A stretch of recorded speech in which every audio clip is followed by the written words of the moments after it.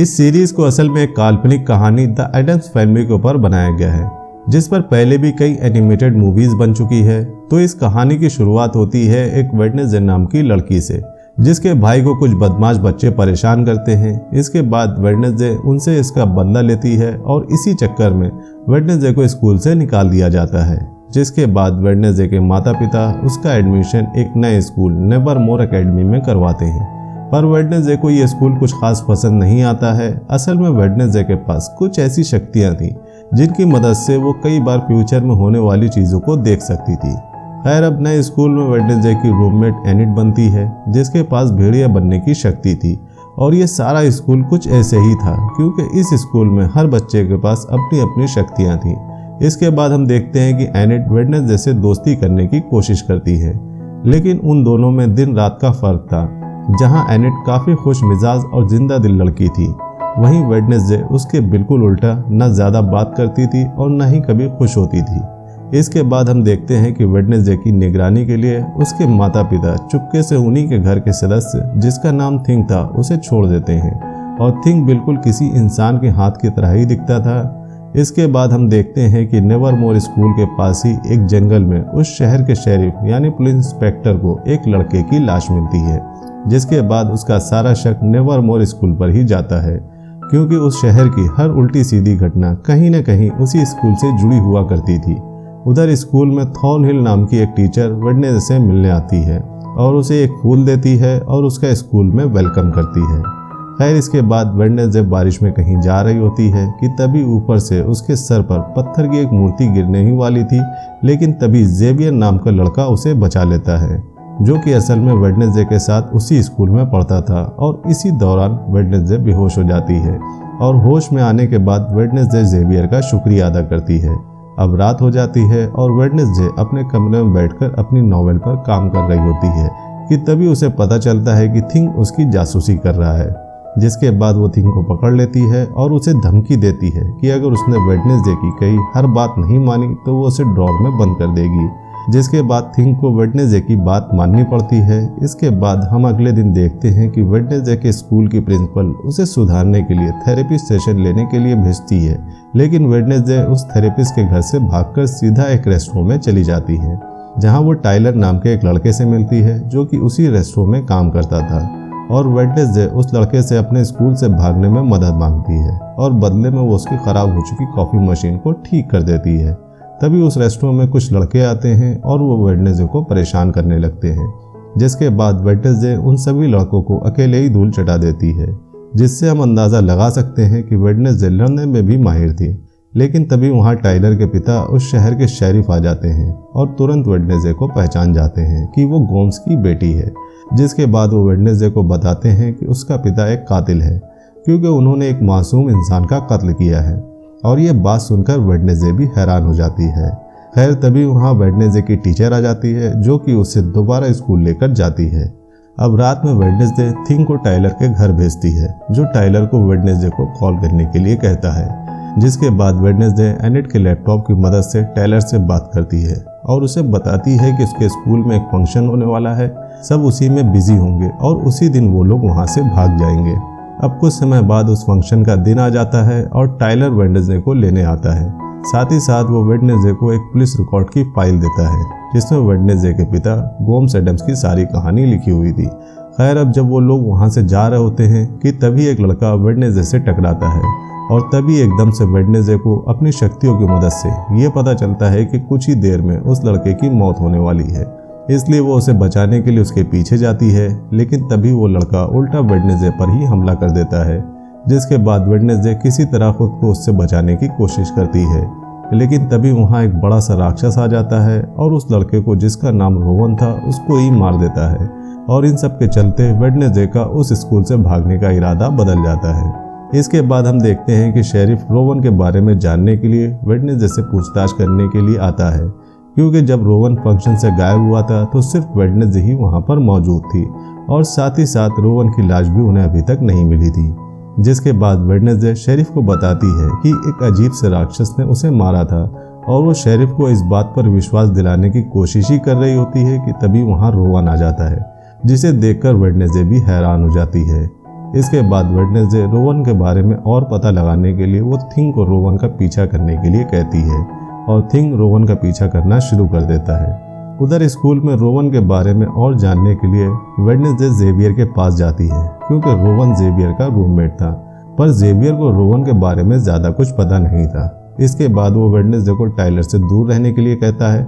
क्योंकि शायद Xavier Wednesday को पसंद करता था। वहीं दूसरी तरफ थिंग जब रोवन का पीछा कर रहा था तब हमें पता चलता है कि रोवन के पास भेष बदलने की शक्तियाँ हैं जिनकी मदद से वो किसी का भी भेष ले सकता है और इसी शक्ति की मदद से रोवन थिंग को चकमा देकर स्टेशन से गायब हो जाता है। इसके बाद थिंग तुरंत जाकर इस चीज़ की जानकारी वेडनेसडे को देता है, जिसके बाद वेडनेसडे की रुचि इस केस में और भी ज़्यादा बढ़ जाती है क्योंकि अब ये केस और भी ज़्यादा उलझ गया था। लेकिन वेडनेसडे भी इस केस की तह तक जाना चाहती थी। इसी वजह से वेडनेसडे उसी जंगल में वापस जाती है जहां रोवन ने उस पर हमला किया था, लेकिन इस बार टाइलर भी उसके साथ वहां गया था। जिसके बाद वेडनेसडे टाइलर को उसी जगह पर हुई एक एक घटना के बारे में बताती है। इसी बीच वेडनेसडे को वहां रोवन का चश्मा मिलता है, जिसको छूते ही अपनी शक्तियों की वजह से वेडनेसडे को एक विजन दिखाई देता है जहां वो देखती है कि रोवन स्कूल की लाइब्रेरी से एक बुक ले रहा था, इसलिए वो उस बुक को ढूंढने के लिए स्कूल की लाइब्रेरी में जाती है जहां उसे वो किताब नहीं मिलती है। अब क्योंकि रोवन जेवियर का रूममेट हुआ करता था इसलिए वेडनेसडे चुपके से जेवियर के रूम में जाती है, लेकिन कुछ देर ढूंढने के बाद उसे वहां भी वो किताब नहीं मिलती है। तभी बियांका जेवियर के रूम में आ जाती है और बियांका असल में उस स्कूल में वेडनेसडे की सबसे बड़ी दुश्मन थी। खैर जेवियर के कमरे में आकर बियांका उसे बताती है कि कल आने वाले वोटिंग कंपटीशन में वही जीतेगी क्योंकि उसने अपने कंपटीटर यानी एनेट की एक साथी को चोटिल कर दिया है ताकि वो कल के कंपटीशन में हिस्सा ना ले पाए। इन दोनों की ये सारी बातें सुनकर वेडनेसडे ये सब जाकर एनेट को बताती है, जिसके बाद वो काफ़ी दुखी हो जाती है। लेकिन अपनी रूममेट की मदद के लिए वेडनेसडे उसके साथ कंपटीशन में हिस्सा लेने के लिए तैयार हो जाती है। खैर अब कंपटीशन वाला दिन आता है जहां हम देखते हैं कि सभी बोट्स रेसिंग के लिए तैयार खड़ी हैं और जैसे ही वो रेस स्टार्ट होती है तभी वहां बियांका का एक दोस्त आ जाता है और वो बाकी सभी नावों को डुबाने लगता है, पर वेडनेसडे उसकी चाल समझ जाती है और उसे एक जाल में फंसा देती है। इसके बाद हम देखते हैं कि वेडनेसडे को फिर से एक विजन आता है और वो बेहोश हो जाती है और इस बार वो अपने विजन में एक लड़की को देखती है जो बिल्कुल उसी की तरह दिखाई दे रही थी, जो उसे बताती है कि वही हर चीज़ की अकेली वजह है। तभी वेडनेसडे उस विजन से बाहर आती है और होश में आकर फिर से उस रेस में लग जाती है और अपनी मेहनत और थोड़ी थिंग की मदद के बदौलत वेडनेसडे बियांका को हराकर उस रेस को जीत जाती है। इस सब के बाद वेडनेसडे अपने रूम में आ जाती है जहां वो अपने आखिरी विजन को लेकर अभी भी कंफ्यूज थी और साथ ही साथ अब वेडनेसडे को ये भी पता चल गया था कि नेवरमोर कोई आम स्कूल नहीं है बल्कि उसके स्कूल में कई राज छुपे हुए हैं। इसके बाद वेडनेसडे स्कूल में रखी एक मूर्ति के सामने पहुंचती है जिसके हाथ में किताब थी और उसमें कुछ पहेलियां लिखी हुई थी और जैसे ही वेडनेसडे उन पहेलियों को सॉल्व करती है तभी उस मूर्ति के पीछे का दरवाज़ा खुल जाता है, जिसके अंदर जाकर वेडनेसडे देखती है कि वहाँ एक बहुत बड़ी सी लाइब्रेरी है जो कि बिल्कुल वैसी ही थी जैसी उसने अपने विजन में देखी थी। तभी वहाँ उसे रोवन की वो किताब भी मिल जाती है और जैसे ही वो उस किताब को लेकर बाहर जाती है तभी उसे कोई पीछे से पकड़ लेता है। इसके बाद हम देखते हैं कि जिन लोगों ने वेडनेसडे को पकड़ा था वो और कोई नहीं बल्कि बियांका और उसके साथी ही थे।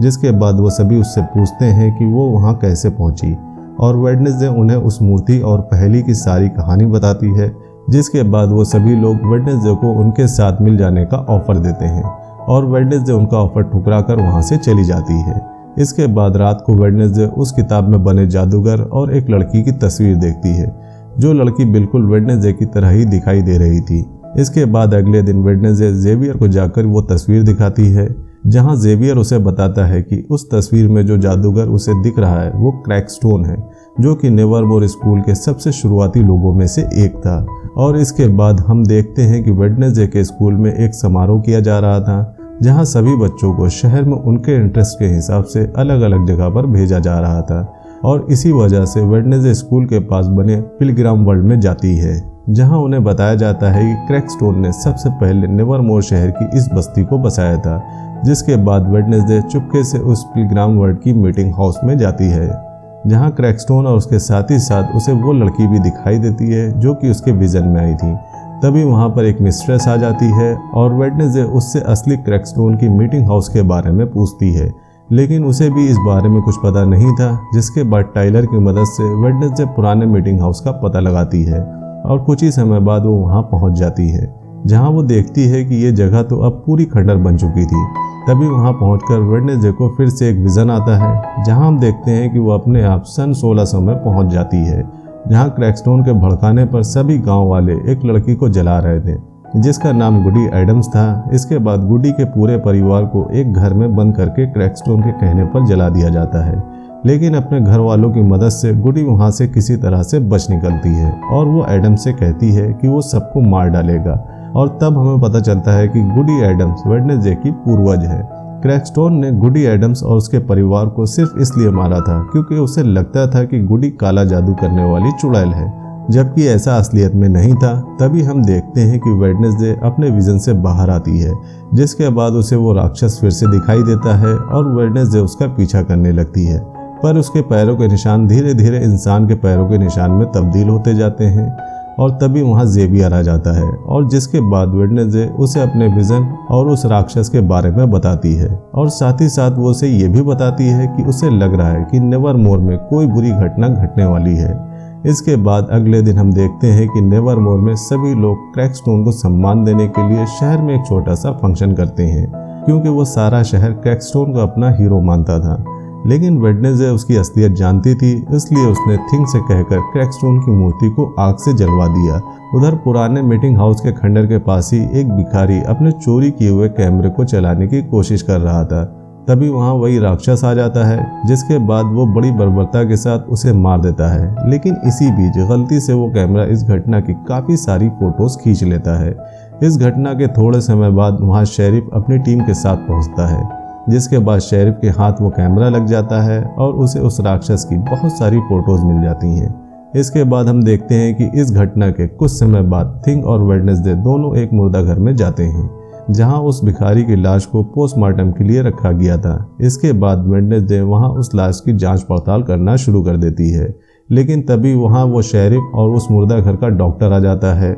जिसके बाद वेडनेसडे और थिंग छुपते छुपाते वहां से भाग जाते हैं। खैर, अब कुछ देर बाद वेडनेसडे अपने रूम में पहुंचती है, जहां वो एनिट को बताती है कि उस क्रिएचर ने जिस किसी को भी मारा है उसने उसका कोई न कोई हिस्सा जरूर खाया है। इसके बाद अगले दिन वेडनेसडे स्कूल में अपनी क्लास ले रही थी, तभी वो जेवियर की गर्दन पर कुछ निशान देखती है और वेडनेसडे को उस पर शक होने लगता है और इसी बात का पता लगाने के लिए वो जेवियर के कॉटेज जाती है, जहाँ जेवियर अक्सर आकर अपनी पेंटिंग बनाया करता था। तभी वेडनेसडे की नज़र जेवियर की पेंटिंग पर पड़ती है, जहां वो देखती है कि जेवियर ने उस राक्षस की काफ़ी सारी तस्वीरें बनाई थी। इसके बाद वेडनेसडे उनमें से एक पेंटिंग को ले जाकर सीधा शेरिफ को दिखाती है,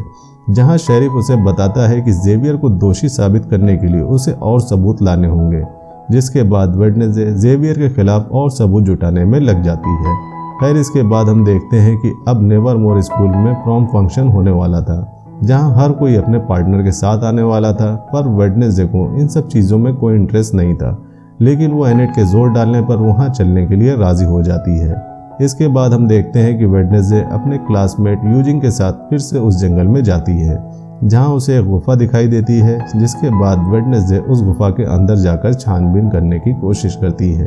और वहां उसे काफ़ी सारी हड्डियां मिलती हैं और साथ ही साथ उसे उस राक्षस का एक दांत भी मिलता है, जिसे ले जाकर वो सीधा शेरिफ को देती है, ताकि शेरिफ ये पता लगा सके कि उस दांत का और जेवियर का डीएनए कहीं एक ही तो नहीं है, और अगर ऐसा होता है तो ये साबित हो जाता है कि जेवियर ही वो राक्षस है। इसके बाद वेडनेसडे फिर से जाकर जेवियर से मिलती है और उससे उन पेंटिंग के बारे में पूछती है, जिस पर जेवियर उसे बताता है कि वो राक्षस हर रात उसके सपने में आता है और इसी वजह से जब भी वो पेंटिंग बनाने बैठता है तो उससे उस राक्षस की पेंटिंग अपने आप बन जाती है। जिसके बाद वेडनेसडे उससे उसकी गर्दन पर लगे निशान के बारे में पूछती है, तो जेवियर उसे बताता है कि वो अपने सपनों में उस राक्षस से लड़ रहा था और इसीलिए उसके खुद के हाथों से ही वो निशान लग गए। खैर, अब इसके कुछ दिनों के बाद प्रॉम पार्टी का दिन आ जाता है, जहां वेडनेसडे टाइलर के साथ उस पार्टी में जाती हैं, जहां टाइलर को वेडनेसडे के साथ देखकर जेवियर को काफ़ी जलन होने लगती है, क्योंकि जेवियर भी वेडनेसडे को पसंद करता था। इसके बाद वहाँ वो सभी डांस करना शुरू कर देते हैं। तभी वहाँ कुछ बदमाश लड़के आकर पार्टी में डांस कर रहे सभी लोगों पर लाल पेंट फेंककर वहाँ से भाग जाते हैं। दूसरी तरफ हम देखते हैं कि वेडनेसडे का दोस्त यूजिंग अकेले उस जंगल में फिर से जाता है। तभी वहाँ उसे उस गुफा के पास एक आदमी दिखाई देता है जो कि यूजिंग की आंखों के सामने उस गुफा में आग लगा देता है। लेकिन इसी बीच वो आदमी यूजिंग को देख लेता है, जिसके बाद वो यूजिंग का पीछा करना शुरू कर देता है। दूसरी ओर वेडनेसडे को फिर से एक विजन आता है जहाँ वो देखती है कि यूजिंग की जान खतरे में है, जिसके बाद वो यूजिंग को बचाने के लिए तेजी से जंगल की तरफ भागती है। लेकिन तब तक वो राक्षस यूजिंग को घायल करके वहाँ से जा चुका था। लेकिन तभी वहाँ अचानक से वेडनेसडे की टीचर थॉर्नेल आ जाती है और यूजिंग को इस हालत में देखकर बहुत डर जाती है। इसके बाद हम देखते हैं कि जब से शेरिफ ने वेडनेसडे के पिता को एक कातिल कहा था, तब से ही वेडनेसडे अपने पिता के ऊपर लगे इल्जामों को सुलझाने की कोशिश में लगी हुई थी। इसके बाद अगले दिन हमें पता चलता है कि उस दिन स्कूल में पेरेंट्स मीटिंग डे था, जहाँ सभी पेरेंट्स अपने बच्चों से मिलने के लिए स्कूल आए हुए थे। जहाँ स्कूल की प्रिंसिपल मीटिंग में आए सभी लोगों को बताती है कि यूजिंग की हालत पहले से तो ठीक है, लेकिन वो अभी भी कोमा में ही है। इसके बाद वेडनेसडे अपने परिवार से मिलने जाती है, जिसके कुछ समय बाद प्रिंसिपल पूरी एडम्स फैमिली को ये सलाह देती है कि क्यों न वो सभी मिलकर एक थेरेपी सेशन अटेंड करें। इसके बाद पूरी फैमिली एक किनबोर्ड नाम की थेरेपिस्ट के पास जाते हैं, जहां पर किनबोर्ड के सामने ही वेडनेसडे का अपनी मां के साथ झगड़ा हो जाता है, क्योंकि वो अपने माँ बाप से बार बार एक ही सवाल पूछ रही थी कि आखिर उसके पिता पर एक कत्ल का इल्जाम क्यों लगा है। पर जब वेडनेसडे की माँ उसे कुछ नहीं बताती है तो वेडनेसडे वहाँ से चली जाती है। तभी खबर आती है कि वेडनेसडे जिस मुर्दा घर में गई थी, वहाँ के इंस्पेक्टिंग डॉक्टर ने सुसाइड कर लिया है और अपने सुसाइड नोट पर उसने लिखा है कि वो गैरेट गेट्स के लिए शर्मिंदा है, क्योंकि उसने उस केस के लिए झूठी रिपोर्ट बनाई थी। और ये गैरेट गेट्स वही इंसान था जिसके कत्ल का आरोप वेडनेसडे के पिता पर लगा हुआ था। और इसके कुछ ही समय बाद हम देखते हैं कि शेरिफ वेडनेसडे के पिता को उठाकर सीधा जेल में डाल देता है। जिसके बाद वेडनेसडे वहाँ अपने पिता से मिलने आती है, जिसके बाद वो उनसे उस केस की सारी सच्चाई पूछती है और उसके पिता उसे बताते हैं कि कई सालों पहले वो और उसकी माँ दोनों ही नेवरमोर स्कूल में पढ़ते थे, जहाँ गैरेट गेट्स नाम का लड़का वेडनेसडे की माँ से एक तरफा प्यार करता था। लेकिन अपने प्यार को गोम्स यानी वेडनेसडे के पिता के साथ देखकर वो पागल हो गया था और इसी वजह से वो एक दिन उसे मारने आता है, लेकिन अपने बचाव में गलती से गोम्स गेट्स को मार देता है। इसके बाद वेडनेसडे शेरिफ को बताती है कि उसके पिता को एक साजिश में फंसाया जा रहा है, जिसके बाद शेरिफ उससे इस बात का सबूत मांगता है और साथ ही साथ उसे ये भी बताता है कि जिस सैंपल का डीएनए उसने निकालने को कहा था वो रिपोर्ट नेगेटिव आई है, जिसका सीधा मतलब ये था कि जेवियर वो राक्षस नहीं है। खैर कुछ समय बाद वेडनेसडे अपनी माँ से मिलने जाती है ताकि वो सच्चाई जान सके, जहाँ उसकी माँ उसे बताती है कि नेवरमोर स्कूल नहीं बल्कि एक ग्रुप था जिसे उसके पिता के पूर्वजों ने स्टार्ट किया था। और तो और वो उसे ये भी बताती है कि असल में उस रात गैरेट गेट्स उसके पिता की जान के पीछे पड़ा हुआ था, इसलिए उसे बचाने के लिए वेडनेसडे की माँ ने तलवार उठा ली थी और जैसे ही गेट्स उसकी तरफ बढ़ने लगा वो तलवार उसके अंदर घुस गई, जिसकी वजह से उसकी जान चली गई। पर उसकी माँ को बचाने के लिए उसके पिता ने वो इल्ज़ाम अपने सर ले लिया। अब उनकी कहानी से ये लग रहा था कि गेट्स ने शायद अपना दिमागी संतुलन खो दिया था और इसी बात का पता लगाने के लिए वेडनेसडे गेट की कब्र खोदकर उसकी एक उंगली निकाल लेती है। पर तभी वहाँ पुलिस आ जाती है और सबूतों के साथ छेड़खानी के जुर्म में वो उन दोनों को जेल में डाल देती है। तब वहाँ वेडनेसडे को उस उंगली को छूते ही एक विजन आता है, जहाँ वो देखती है कि असल में उस रात को गेट्स सिर्फ उसके पिता को ही नहीं बल्कि पूरे स्कूल को मारने आया था और इसके लिए गेट्स के पिता ने उसे जहर दिया था। पर जब गेट्स और वेडनेसडे के पिता की लड़ाई होने लगी थी तब वो जहर की बोतल टूट गई और वो जहर गेट्स के शरीर में फैल गया, जिससे उसकी मौत हो गई। अब इसके थोड़ी देर बाद जब पुलिस उन दोनों को छोड़ती है तो वो दोनों सीधा मेयर के पास जाते हैं और उसे गेट्स की मौत का सच छुपाने का दोषी बताते हैं। तब वो मेयर उन्हें बताता है कि गेट्स के पिता को लगता था कि उसकी ज़मीन नेवरमोर स्कूल वालों ने चुराई है और इसलिए उसने नकली रिपोर्ट बनवाई ताकि शहर में शांति बनी रहे। इसके बाद वेडनेसडे के पिता को रिहा कर दिया जाता है, जिसके बाद वेडनेसडे अपनी माँ को अपने विजन्स की शक्तियों के बारे में बताती है और उसकी माँ उसे गुडी एडम से सावधान रहने के लिए कहती है। इसके बाद स्कूल में आए सभी पेरेंट्स वापस जाने लगते हैं, पर जाने से पहले वेडनेसडे की माँ उसे एक फाइल देती है और उस फाइल को पढ़कर उसे समझ में आ जाता है कि नेवरमोर स्कूल के प्रिंसिपल के पास ऐसी शक्तियाँ हैं जिससे वो किसी का भी रूप ले सकती है। और रोवन की मौत के बाद जो रोवन उसे दिखाई दिया था असल में वो रोवन नहीं बल्कि उसकी प्रिंसिपल थी, जो कि स्कूल की इज्जत शहर में बचाने के लिए ऐसा कर रही थी ताकि सबको ऐसा लगे कि जैसे वो हादसा हुआ ही ना हो। इसके बाद हम देखते हैं कि वेडनेसडे अपने चारों ओर मोमबत्तियां जलाकर बैठी है और वो अपनी तांत्रिक शक्तियों से गुडी को बुलाने की कोशिश कर रही थी। तभी उसे एक लेटर मिलता है जिसमें उसे कोई क्रैकस्टोन के तहखाने के पास मिलने के लिए बुलाता है, जो कि जंगल में था और पुराना होने के कारण अब एक खंडर बन चुका था। इसके बाद वेडनेसडे और एनिट दोनों साथ में वहां जाते हैं, जहां हमें पता चलता है कि असल में स्कूल के कुछ बच्चे मिलकर वेडनेसडे को उसके बर्थडे का सरप्राइज देना चाह रहे थे। तभी उस तहखाने के एक पत्थर को छूते ही वेडनेसडे को एक विजन आता है, जिसमें गुडी उसे एक बंगले को ढूंढने को कहती है, जो कि उसी जंगल में था। इसके बाद अपने रूम पर वापस आकर वेडनेसडे उस बंगले की एक तस्वीर बनाती है और वो उस तस्वीर को टाइलर को दिखाती है, पर उसे उस बंगले के बारे में कुछ नहीं पता था। जिसके बाद वो जेवियर के पास जाती है और उसे भी वो तस्वीर दिखाती है और वहाँ जेवियर ने बिल्कुल उस बंगले जैसी ही एक पेंटिंग बनाई हुई थी, क्योंकि वो बंगला भी उसके सपने में आया हुआ था और वो उसकी लोकेशन के बारे में भी जानता था। जिसके बाद वेडनेसडे उस लोकेशन पर जाती है, जहां हमें पता चलता है कि असल में वो गेट्स फैमिली का घर था, जो कि अब एक खंडर बन चुका था। तभी वेडनेसडे वहां उस शहर के मेयर को देखती है, जिसके बाद वेडनेसडे को उस पर शक होता है। लेकिन इसके कुछ ही देर बाद हम देखते हैं कि उस मेयर का एक्सीडेंट हो जाता है, जिसमें वो काफ़ी घायल हो जाता है। खैर, इसके अगले दिन फिर से वेडनेसडे टाइलर और एनिट को लेकर उसी बंगले पर जाती है और अंदर हम देखते हैं कि वो घर भले ही बाहर से खंडर की तरह दिख रहा था, लेकिन अंदर से देखकर ऐसा लग रहा था कि शायद वहाँ कोई अभी भी रह रहा था।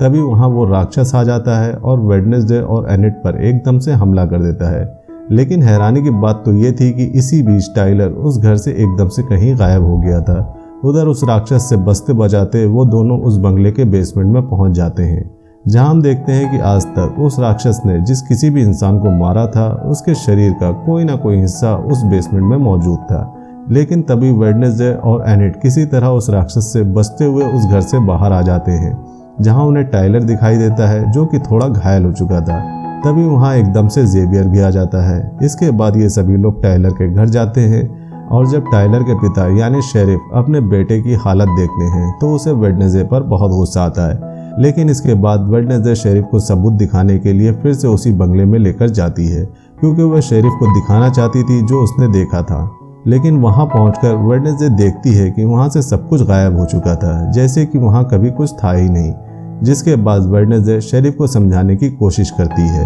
कि हो ना हो उनके आने से पहले किसी ने वो सारे सबूत वहां से गायब कर दिए हैं। लेकिन शेरिफ वेडनेसडे की एक भी बात पर यकीन करने से मना कर देता है और साथ ही टाइलर को वेडनेसडे से दूर रहने को कहता है। और जब इन सारी बातों का पता नेवरमोर स्कूल के प्रिंसिपल को चलता है तो वो वेडनेसडे पर बहुत गुस्सा होती है और साथ ही वेडनेसडे को आखिरी वार्निंग भी देती है, क्योंकि इसके बाद वो वेडनेसडे को स्कूल से निकाल देने वाली थी। अब इतना सब कुछ होने के बाद जब वेडनेसडे अपने रूम में वापस आती है तो एनिट उससे गुस्सा होकर रूम छोड़कर चली जाती है, क्योंकि उसे लगने लगा था कि वेडनेसडे बहुत ही मतलबी है। इसके बाद खबर आती है कि मेयर का देहांत हो गया है, जिसके बाद वेडनेसडे मेयर के अंतिम संस्कार पर जाती है, जहां नेवरमोर शहर के सभी लोग आए हुए थे। तभी वहां वेडनेसडे को एक छिपा हुआ आदमी दिखाई देता है और वेडनेसडे उसका पीछा करती है और तब हमें पता चलता है कि वो तो असल में वेडनेसडे के अंकल फेस्टर थे और असल में अंकल फेस्टर को उस मॉन्स्टर के बारे में पता था और वो वेडनेसडे को बताते हैं कि उसका नाम हाइड है